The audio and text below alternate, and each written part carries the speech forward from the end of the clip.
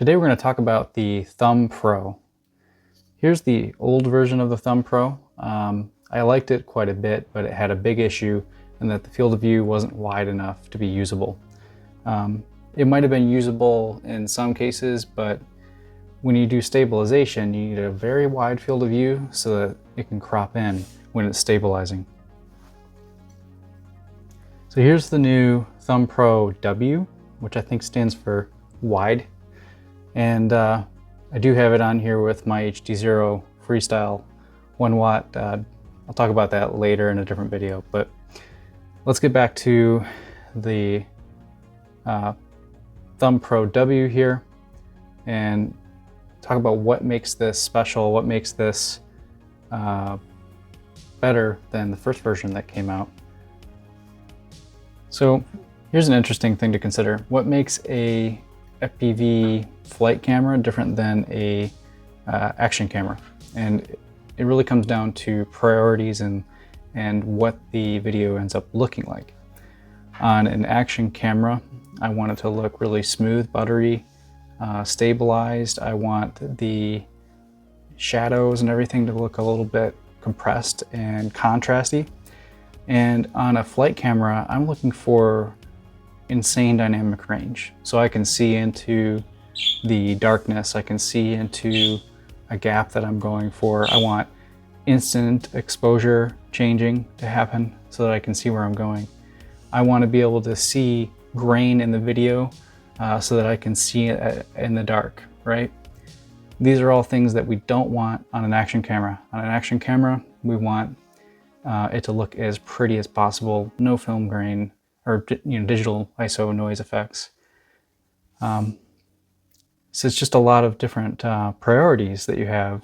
So you can fly from a pilot perspective, wanting the best possible piloting exposure and frame rate. Frame rate's the other really big one too, by the way. You want to make video that is targeting the audience that you're presenting the video to. And if the audience is mostly watching a 30 FPS video stream, that's what you need to target. If you're running at a 90 or 100 FPS or 120 FPS, it might look good on a high FPS monitor. It's not going to look good when played back at 30 FPS. It's going to look choppy. So these are all things that you have to consider. It's the little tiny subtleties that you don't realize that you're doing wrong with your video. That if someone points it out, then it starts to make sense why people are using certain settings on an action camera versus a flight camera. So why use an action camera at all? I see people using the DJI-03 or Walksnail or whatever onboard DVR, and what is the reason for using an action cam? Maybe another question is, why do people that have a DJI-03 still use an action cam? Well, I can give you a few reasons why, and basically it comes down to optics and physics, not just the video quality itself. So there's a lot of subtlety to video that you might not realize.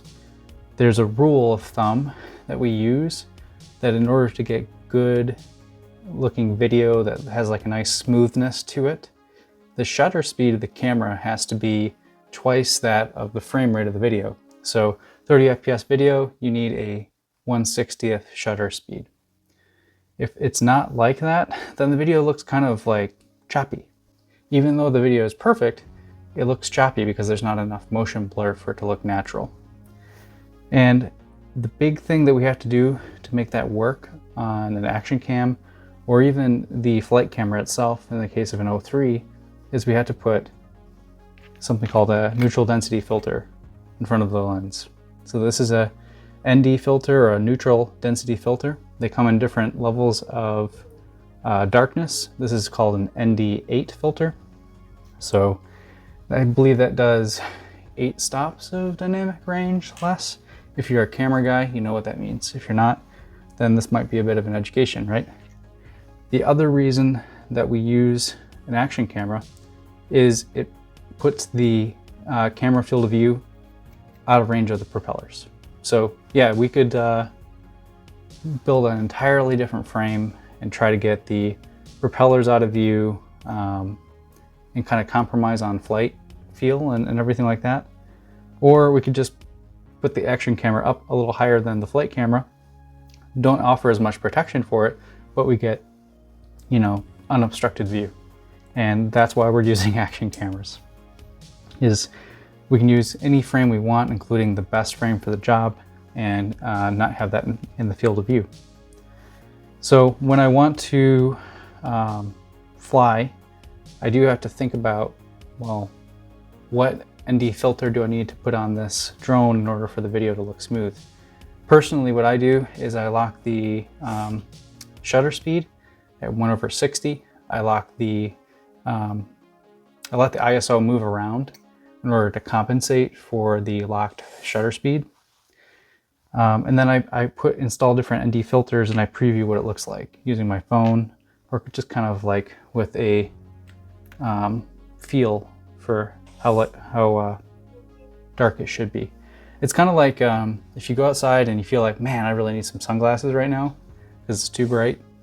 That's a really good rule of thumb. You might want to put an ND32, which is going to be the darkest filter that comes with the camera, onto the camera. So yeah, that's what it comes down to. It's a physics issue where, you know, you want a certain amount of blur and you want a certain field of view. That's a physics issue. You can't solve that with software or editing. And then, yeah, it's also a physics issue, I guess, in the terms of we need to get the camera out of the field of view of the propellers. So you stack all these things together and you start to understand why even people that have the option to use onboard DVR do not use it. Especially when you can get like a $100 camera that includes everything, even the SD card, and solve all of these underlying like physics type of issues. All right, so let's take a look at the size. It's pretty darn small, and you power it off of your flight controller 5-volt rail with a little JST style plug. So I'll get this out of here and I can show you. So here it is. So with the casing on it as it is here, it's I believe 16 grams, which is really good. I have seen people decase these and I think it gets down to about 6 grams, something like that. Yeah, so definitely not like super heavy or something you need to worry about on the weight side of things. I guess while I've got it off here, let's take a look at how I've got this wired. So it comes with a couple of these wiring harnesses, and then you run this to your flight controller on the 5-volt ground and power. That's the hardest part of the install. It does come with this 3D printed mount in the box that lets you fit it onto different kinds of frames. You could probably poke your own holes in there if the whole pattern doesn't already line up for you. I'll point out one of the big downsides with this thing, and that is if I take the back cover off. So when I take the back cover off, you can see it's just this micro SD card that kind of slots in here. And this is a very finicky connection. I've had a lot of times where this light will be flashing, saying it doesn't have a connection to the camera, to the SD card. And the problem is that this got loose. So the simple solution to that is to take some electrical tape and just put the electrical tape over it like that, and no more weird errors. That's silly, but you know, that's what you got to put up with a $100 action camera. So I thought I'd point that out. I've been in some really nasty crashes where this fell right onto the concrete. It popped out the lens. It hit so hard. I found the lens and put it back in, but and the video was still rolling. So pro tip there for you. So pretty easy to wire up. It also does have some camera control capability. I played around with that in the past, and I found it's kind of just lame. I just set this thing up so that every time it's powered on, it starts recording, rather than deal with having a radio switch on my radio to start and stop it. But cool to have the option, I guess, but keep it simple. Just do auto record. Nice and easy to use. I just get these 3D prints for my different quads, and I slide this on when I want it. I take it off when I don't want it. So I can share this one camera with a bunch of different drones. And it's cheap too. So if I wanted, I could easily afford to put one of these on every drone I had. $100. So that's that. What do you think? Do you use an action camera yourself?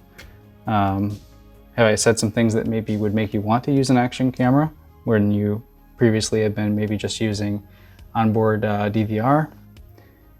I think it's pretty compelling, the results that you can get out of a super cheap camera like this when you know what settings to use.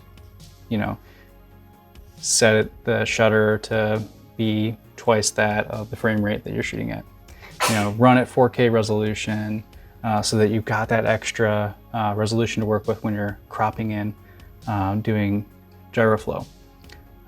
It's not enough to be starting with 1080p video and then cropping it in, and then you've got, I don't know, 800p or something like that once it's been stabilized. You really need all those pixels, and that's what the 4K 30 option on this does. Let me know what you think in the comments. I think it makes a lot of sense to pick up one of these, and I've been really happy with the results I've gotten.